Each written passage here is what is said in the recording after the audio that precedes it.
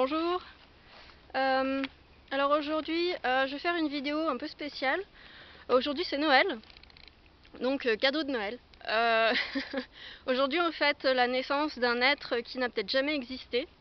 Et puis à travers le monde entier, il y a des jours fériés qui ont été organisés pour fêter la naissance de cet être qui n'a peut-être jamais existé. On nage en pleine mythologie. De nos jours en 2018, c'est Noël 2018. Donc je me dis tant qu'à faire, hein, pourquoi pas forcer un petit peu le trait et soyons fous. Il existe dans le monde un peu partout d'autres mythes, d'autres légendes, d'autres traditions. Alors aujourd'hui c'est spécial dédicace à la tradition Seder, le chamanisme scandinave. J'ai mes petites anti-sèches, hein, donc je vais pas me gêner parce que sinon j'ai encore oublié plein de choses, ça va être chiant. Et puis ça serait un peu trop brouillon, j'ai essayé d'organiser le truc. Si je fais cette vidéo aujourd'hui, alors ça va être une vidéo sur le bâton dans la tradition Seder. Le bâton semble avoir été un outil de pratique des Volva, Seiderkona, les praticiennes du Seder en Scandinavie, grosso modo à l'époque des Vikings, grosso modo, et probablement avant les Vikings aussi. Ça devait exister depuis longtemps. Il en reste assez peu de traces écrites de cette pratique, mais quand même deux ou trois qui nous permettent, on va dire, de tisser un ensemble d'hypothèses sur ce à quoi a pu servir ce bâton des praticiennes Seder. Il y a pas mal de gens en France qui s'intéressent, qui pratiquent le chamanisme, la magie, la Wicca, etc. Donc je fais cette vidéo un peu pour ce type de public, on va dire, qui s'intéresse à ces pratiques un peu spéciales. Et puis moi ça m'aide aussi parce que j'ai pas grand monde avec qui en parler, et le fait d'en parler, ça aide oui, à tisser la réflexion, en fait, à la faire croître. Et puis c'est un peu spécial dédicace à tous les fans de sorcières. Alors j'en ai dans ma famille des gens qui sont passionnés par les histoires du genre Kiki, ma petite sorcière, Harry Potter et compagnie. La sorcellerie telle qu'elle peut être présentée par exemple dans les mangas de nos jours. Beaucoup de gens s'imaginent que tout ça, ça n'existe probablement que dans les livres et que non, en vrai non, quand même pas. Quoique les esprits, tout ça, peut-être, peut-être pas, on sait pas. La magie, la sorcellerie. Euh, et oui, il se pourrait que peut-être ça n'existe pas que dans les livres. Donc aujourd'hui, je commence à parler de ces trucs qui peuvent sembler complètement ésotériques. C'est la première fois que je me lance. Je commence par le bâton parce que ça semble être un outil de base qui peut sembler assez rudimentaire, mais qui pourrait avoir, ou avoir eu tout du moins, des tas d'utilités potentielles, des tas d'utilités potentielles.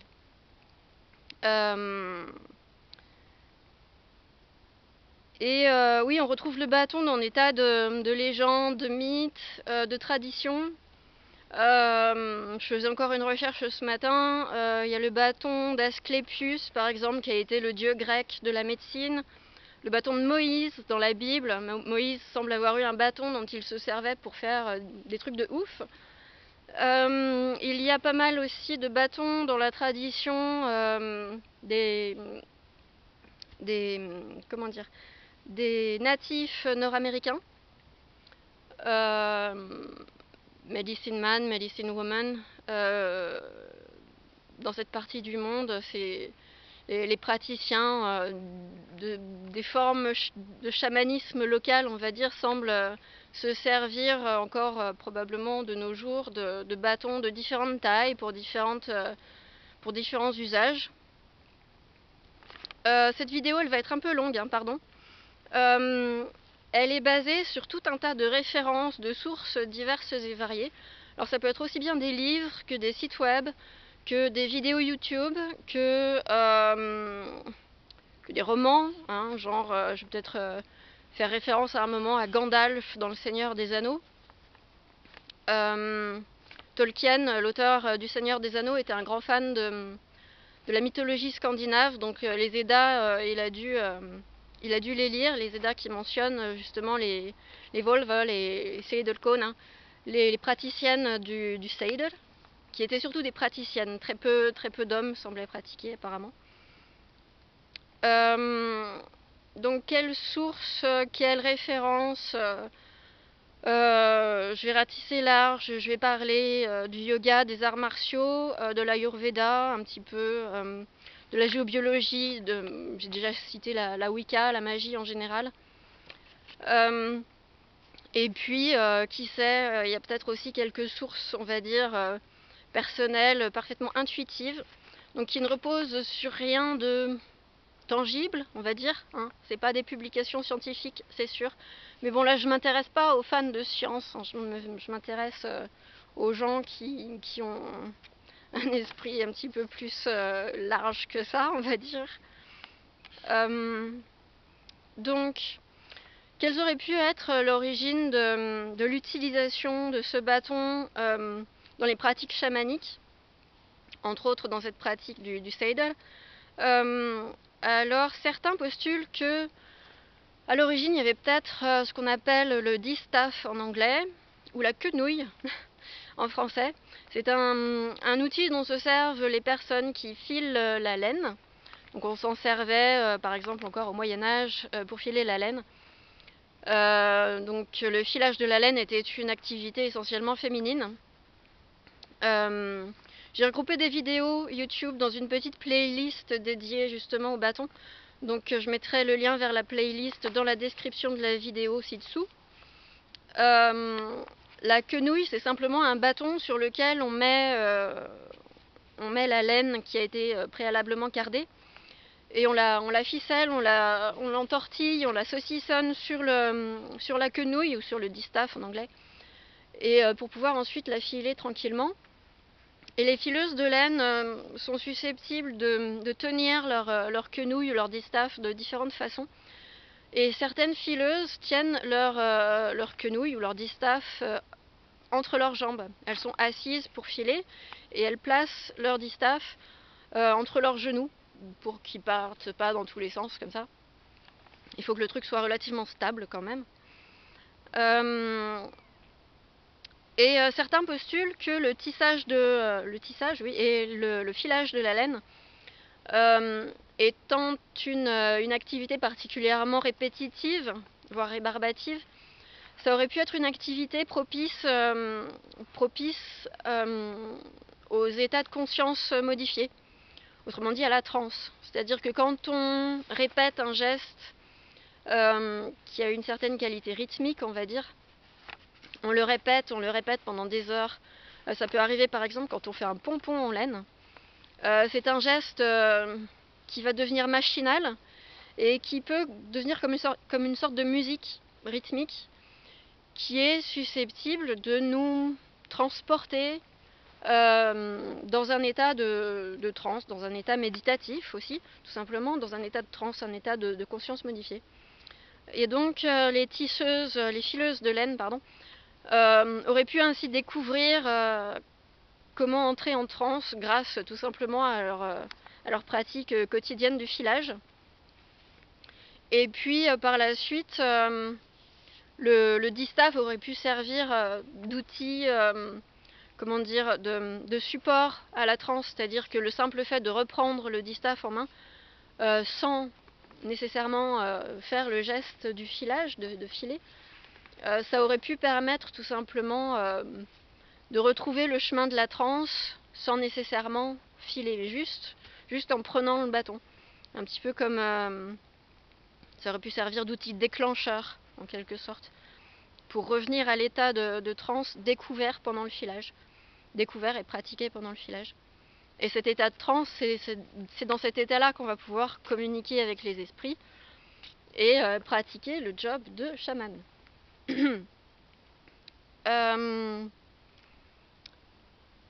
Plop, plop, plop. Ah oui, et quand on regarde des images de fileuses de laine, justement, qui filent avec le distaff ou la quenouille entre les jambes, ça ressemble vachement à une image de sorcière qui aurait son balai entre les jambes. Parce que moi j'aime bien l'anglais, alors je vais dire distaff. Mais le distaff, une fois qu'il a son écheveau de laine, une fois qu'il est coiffé de son écheveau de laine, ça ressemble à un balai tout simplement. Et donc, est-ce que le balai, l'image du balai de la sorcière aurait pu venir de là? C'est une hypothèse. Et puis où on a retrouvé, semble-t-il, alors je ne sais plus si c'est une ou plusieurs tombes de femmes scandinaves qui auraient été enterrées avec leur distaff, mais c'était un objet du quotidien à l'époque. Donc est-ce que c'était vraiment l'objet de la volva ou pas? Mais on aurait retrouvé donc ce distaff dans des tombes de femmes qui auraient aussi été enterrées avec des graines de cannabis, qui aurait pu être un autre outil de praticienne Seder. Puisque les chamans de cette époque, peu importe les régions, étaient susceptibles de se servir entre autres outils de substances psychédéliques comme le cannabis par exemple. Et puis la volva, donc la praticienne de Seder Kona, elle semble-t-il, elle était une voyageuse, une grande voyageuse solitaire, donc elle voyageait à travers le pays toute seule, ce qui était probablement assez inhabituel pour une femme à l'époque. Et un bâton, quand on marche, déjà, c'est tout bon randonneur sait qu'un bon bâton, ça peut être utile pendant une randonnée. Mais à l'époque, un bâton était aussi susceptible de servir d'arme de défense, tout simplement. Et c'est là que je peux mentionner le yoga, les arts martiaux. Ce qu'on appelle la mère des arts martiaux, semble-t-il, c'est le Kalaripayat.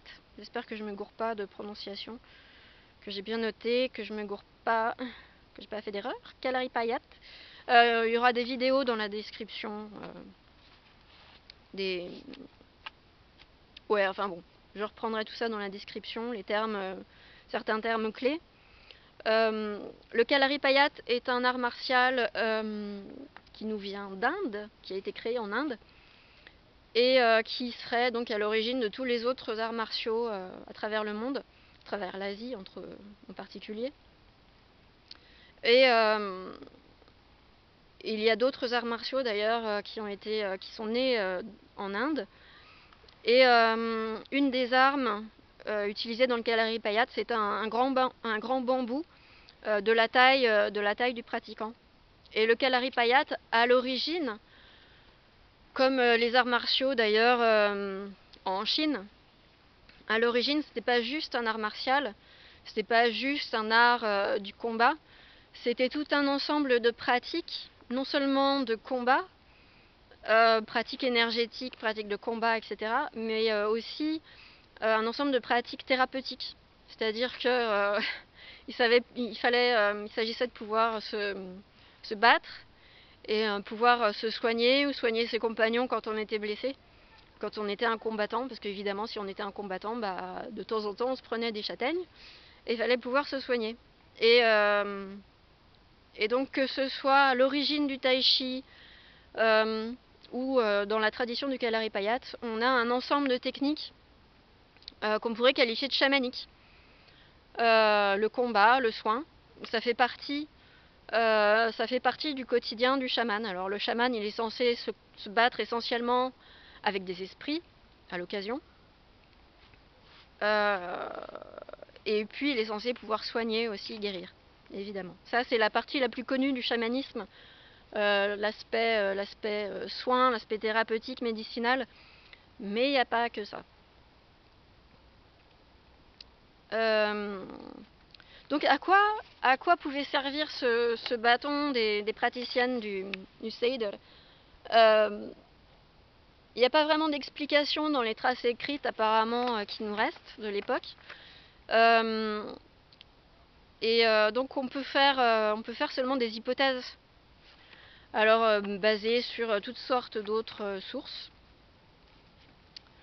Donc j'ai déjà cité tout simplement le bâton de marche, hein, c'était probablement avant tout, potentiellement, je vais peut-être pas être aussi catégorique. Donc bâton de marche, arme de défense. Il y a une nana qu'on voit sur YouTube, Carrie Toring, je crois. Elle se sert de son bâton, de son staff, pour faire de la musique. Elle s'en sert un petit peu comme de quoi, enfin voilà, comme d'un instrument de musique. Et elle va créer des rythmes grâce à son bâton en tapant dessus avec des baguettes. Et puis voilà, un peu comme on s'en sert de batterie. Voilà. Donc ça, c'est une possibilité. Quand on fait un travail, on va dire, plus énergétique, spirituel, ésotérique, le bâton peut servir d'objet qui va nous aider à garder notre intention. On va pouvoir le charger de notre intention, c'est-à-dire l'esprit dans lequel on souhaite travailler. Dans l'idéal, on devrait travailler, je pense, avec le cœur, évidemment, en restant centré dans le cœur.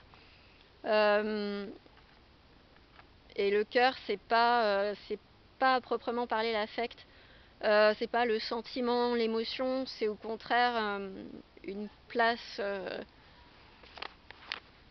très calme, c'est un lieu très calme, le cœur en principe. Amour inconditionnel, tout ça. Le praticien, le chaman, en principe, il est là pour œuvrer pour le bien commun, pour la communauté, pas pour sa pomme. Donc c'est d'où l'intérêt de travailler centré dans le cœur, parce que voilà, on ne s'occupe pas de soi, on ne s'occupe pas de ses petites préférences à nous. On cherche le bien commun, le bien, qu'est-ce qui va être propice à la vie. Donc voilà, le bâton permet de garder cette intention, on va pouvoir le charger. On parle de cette possibilité qu'on a de charger les objets sur le plan énergétique, on en parle en magie, on en parle aussi en géobiologie. La mémoire des murs, tout ça, la mémoire des bâtons. Donc ça peut servir d'outil d'ancrage, ça peut aider à rester stable, hein. C'est un outil de stabilisation, le bâton, grosso modo. Certains expliquent qu'ils peuvent s'en servir aussi, que ça peut avoir une utilité, comment dire, qu'on peut s'en servir comme d'un volant en voiture. C'est ce qui va nous aider à nous diriger justement si on le charge de notre intention. Quand on fait un travail bien particulier, qu'on se retrouve en état de transe, semble-t-il, on est susceptible de, comment dire, ça peut devenir difficile de se concentrer, donc avoir un objet qui va avoir été chargé, ça va être un petit peu comme un assistant en fait. Les chamans Tungus, semble-t-il, travaillent en principe avec un assistant pendant les cérémonies. Le bâton pourrait servir d'assistant, voilà. À défaut d'avoir un assistant humain, on peut avoir un assistant inanimé. Donc voilà, on va pouvoir s'en servir comme soutien. Et d'après différentes informations que j'ai pu collecter à droite à gauche, pendant une cérémonie, le praticien est susceptible de se retrouver plus ou moins assailli par les esprits, par des esprits plus ou moins vindicatifs, récalcitrants. C'est les esprits qui foutent le boxon dans la communauté, par exemple. C'est à ceux-là qu'il va falloir avoir affaire quand on est chaman et qu'on veut régler quelque chose. Et sur le plan énergétique, ces esprits sont susceptibles de nous assaillir. Et on est susceptible donc de se sentir faiblir, on va avoir envie d'aller se coucher, de laisser tomber et puis de voir ça un autre jour. Alors que voilà, si on est chaman, on travaille pour le bien de la communauté et on doit mettre de côté nos petites faiblesses Et c'est là que ça peut être utile d'avoir un objet sur lequel s'appuyer physiquement, pour ne pas plier.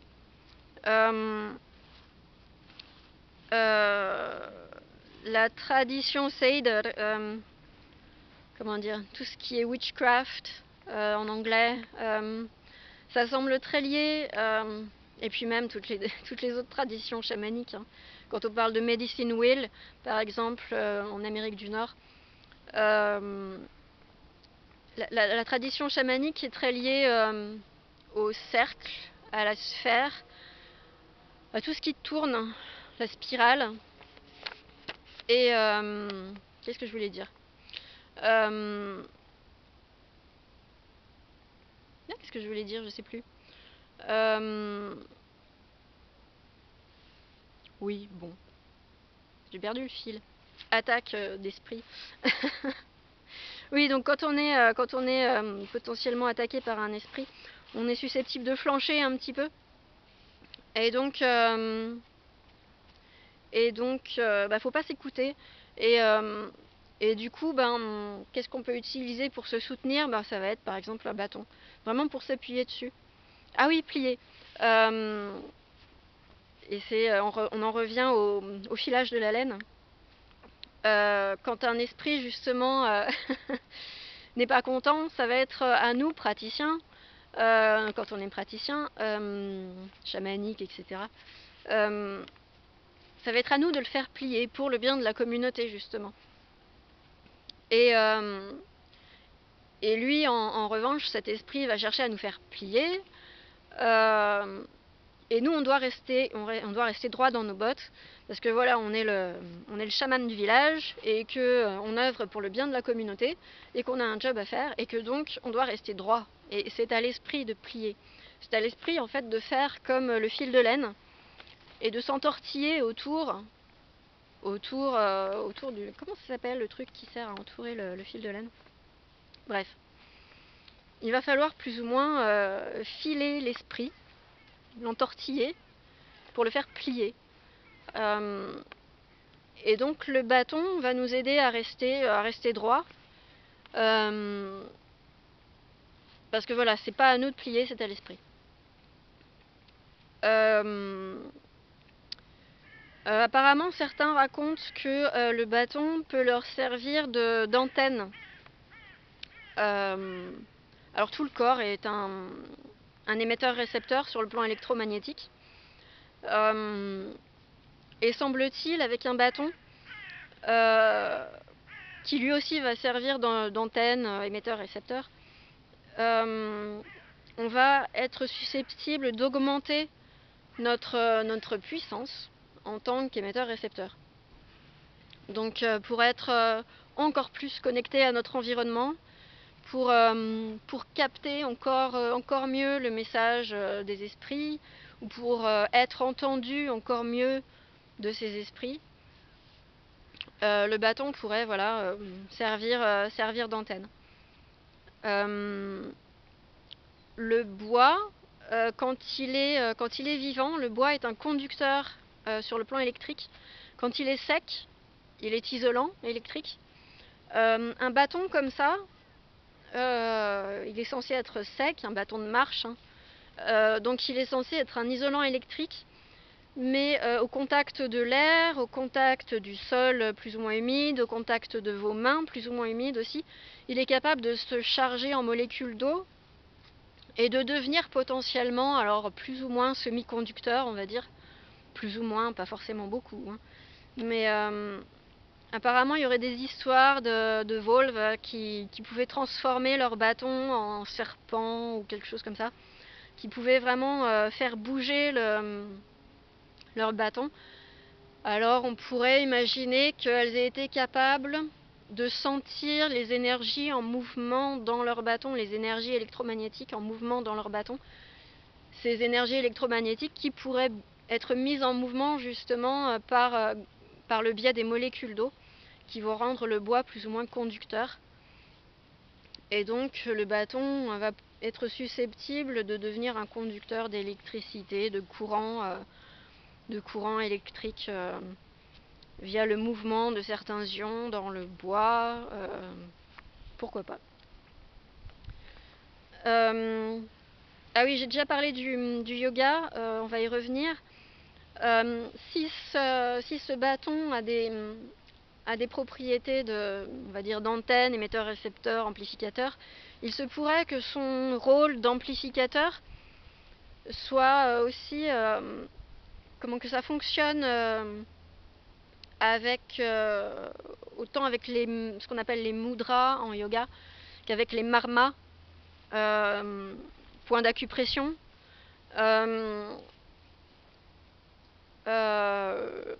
Certains de ces marmas, je pense, sont plus ou moins couplés à ce qu'on appelle les chakras. Voilà, en se servant du bâton, peut-être en faisant certains gestes, en le plaçant à certains endroits du corps, il pourrait être envisageable que le bâton devienne encore plus amplificateur.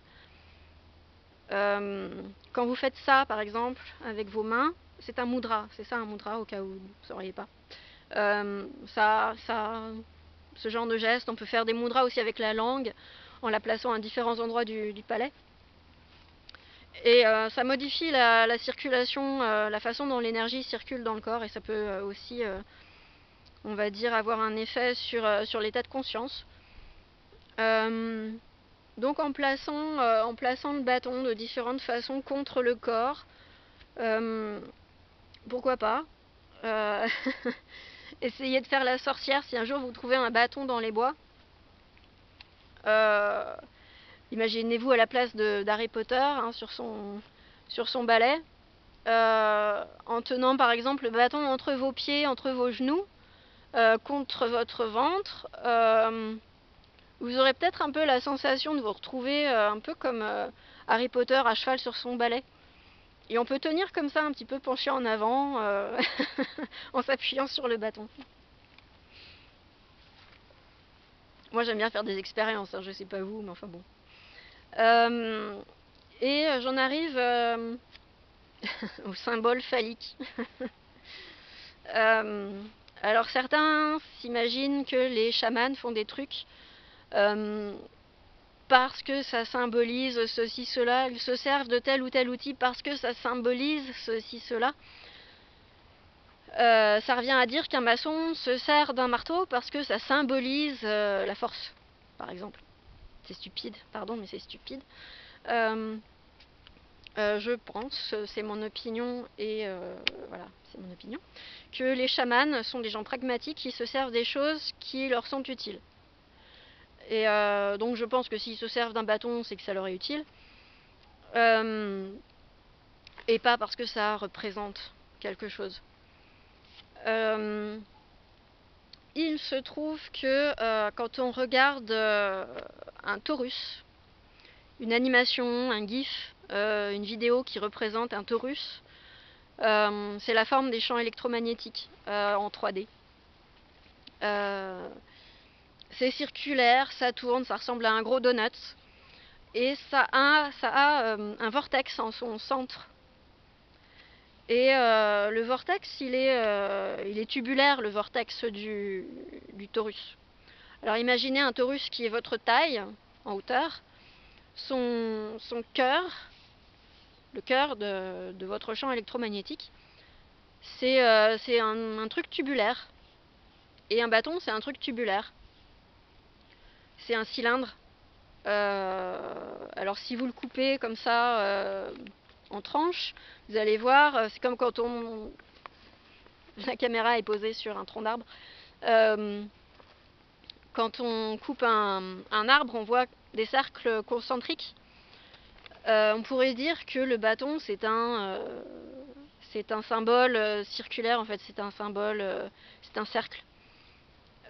Sauf que le terme cercle dans la pratique chamanique est impropre parce qu'un cercle c'est un truc en 2D et que quand on parle de champ électromagnétique, évidemment on parle de trucs en 3D. Donc voilà, moi je préfère utiliser cette image du vortex, du torus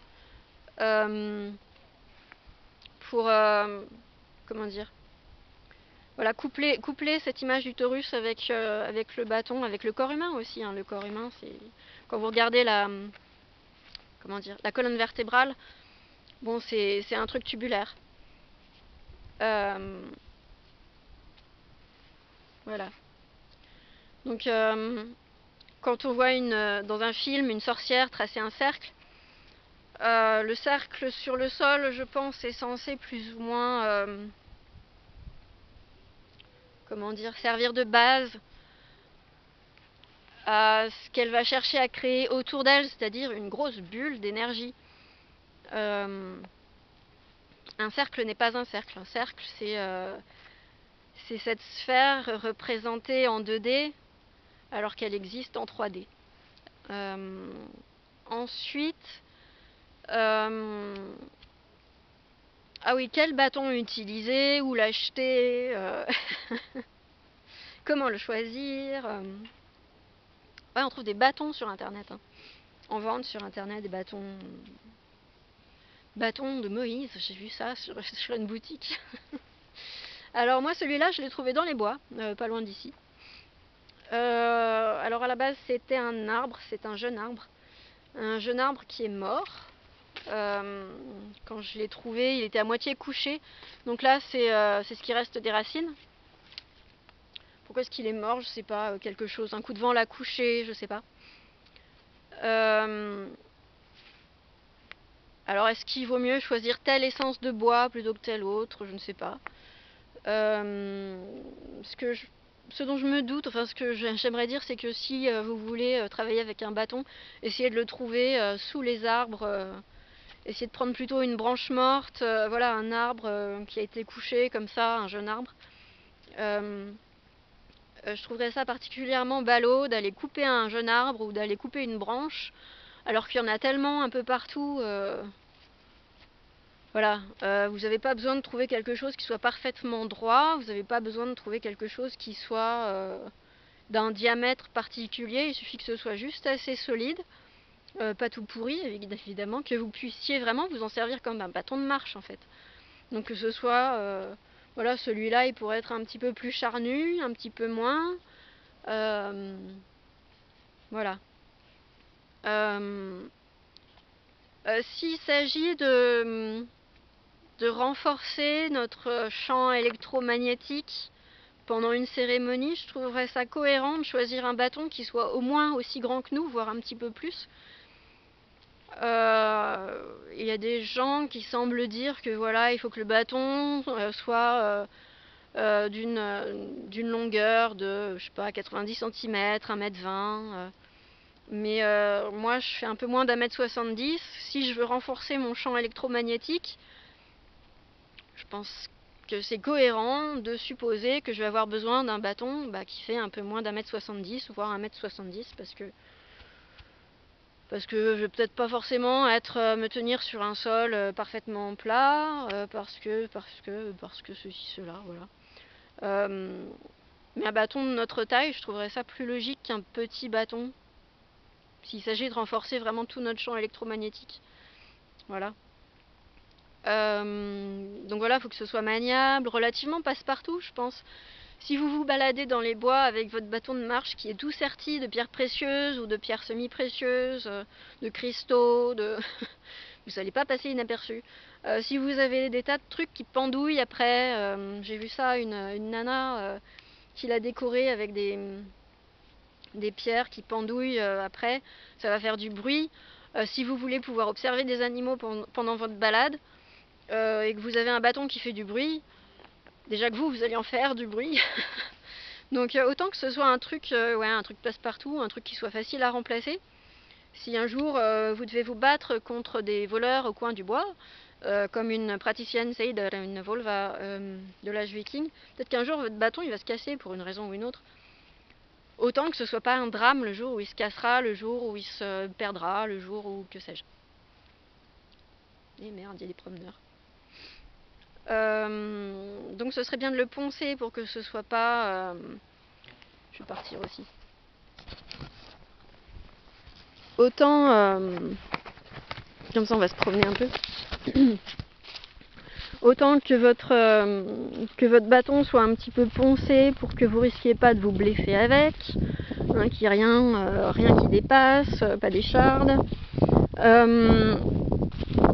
Mettre l'extrémité la plus épaisse au sol, le tenir sans dessus-dessous, je trouve ça un peu absurde parce que la partie la plus épaisse c'est ce qui va être le plus solide, donc autant s'appuyer, mettre au sol la partie la plus solide. Et puis, je commence à avoir le nez qui coule, je suis désolée. Et puis, je pense que pour des raisons électromagnétiques, justement, ce serait ballot de le huiler, de le vernir, de le peindre. Voilà, qu'il reste ouvert à la circulation des molécules d'eau et des ions. Ce serait l'idéal, je pense, sur le plan énergétique. Voilà. Ensuite, ah oui, j'ai eu une idée, plutôt que de mettre des cristaux potentiellement un peu chers sur le bout de votre ah, les gens ils s'en vont. Plutôt que de mettre des cristaux, ça pourrait être une idée de brûler l'extrémité haute de votre bâton, parce que ce sera voilà, du carbone carbonisé. Après tout, un cristal comme par exemple le diamant, c'est bien connu que c'est du carbone qui a été chauffé à très très haute température. Donc si vous brûlez le bout de votre bâton, vous allez avoir du carbone chauffé alors à faible température. Mais ça pourrait...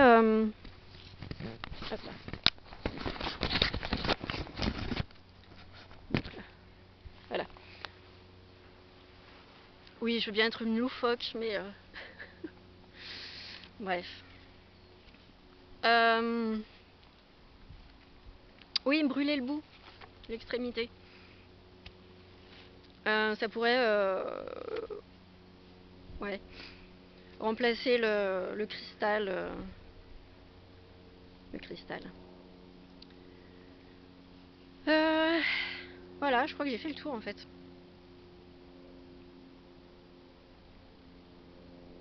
Ouais. Allez ramasser des bâtons dans les bois. Hein. Vous allez voir, c'est amusant. Vous passerez pour un loufoque, une loufoque, ça sera rigolo. Voilà, je vais profiter des derniers rayons du soleil de ce jour de Noël 2018 avec mon bâton. Et puis je vous dis à une prochaine fois, peut-être. Je pourrais parler de... Je sais pas, des plumes de rapaces, du feu, que sais-je quoi d'autre. Voilà. Ouais, je crois que j'ai fait le tour. Ouais, puis arrêter avec la symbolique, quoi. J'ai envie d'insister vraiment sur cette notion de symbolique qui est toute pourrie, dont on a hérité à travers la psychanalyse, via la psychanalyse. Je pense vraiment que c'est pour ça que j'aime bien ce terme de praticien en fait. Parce qu'un praticien, c'est quelqu'un qui a un esprit pratique. S'il se sert de quelque chose, c'est pas pour le symbole, c'est pour ce qu'il peut en faire concrètement. Donc arrêtez d'utiliser les choses pour leur symbolique et creusez-vous la tête de voilà, qu'est-ce que vous pouvez en faire réellement, quoi. Voilà, et qu'est-ce qu'elles peuvent faire concrètement réellement. Ou pas. Par exemple, est-ce qu'on peut charger du plastique en magie, hein, si on parle de la magie. On peut charger un bout de bois, on peut charger une pierre, on peut charger un bout de laine. Est-ce qu'on peut charger du plastique? Non. Donc, allez pas prendre un bâton en plastique. Un balai, par exemple, un manche à balai en plastique, ça marchera pas. Ça marchera pas. Ça aura beau avoir la bonne forme. Vous aurez beau le peindre en marron et lui mettre plein de cristaux dessus, ça marchera pas. Voilà. parce que le plastique ça ne se charge pas. Voilà. Bref, à bientôt pour de nouvelles aventures loufoques, ou pas.